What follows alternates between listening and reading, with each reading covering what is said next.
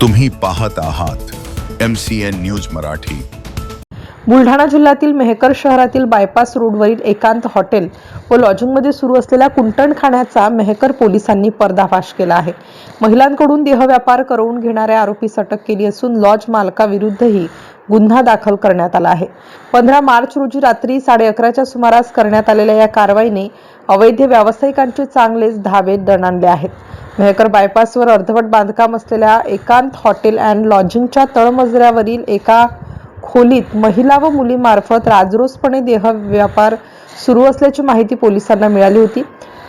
त्यानुसार मेहकर पोलीस ठाण्याचे पोलीस निरीक्षक व्यंकटेश्वर एस आलेवार यांनी वरिष्ठांना माहिती देत विशेष पथक तयार केलं। पोलिसांनी 15 मार्चच्या रात्री 11:30 वाजता धाड टाकली असता महिलांकडून कुंटणखाना चालवणारा प्रमोद धनसिंग पवार राहणार बीबी तालुका लोणार याला ताब्यात घेण्यात आले असून 2 महिलांची सुद्धा सुटका करण्यात आली आहे। आरोपी प्रमोद पवार तसेच लॉज मालकाविरुद्ध मेहकर पोलीस ठाण्यात अनैतिक देह व्यापार प्रतिबंधक अधिनियम कलम 3, 4, 5, 6, 7 अंतर्गत गुन्हा दाखल करण्यात आला असून या प्रकरणात आणखी आरोपी वाढण्याची शक्यता वर्तवण्यात येत आहे।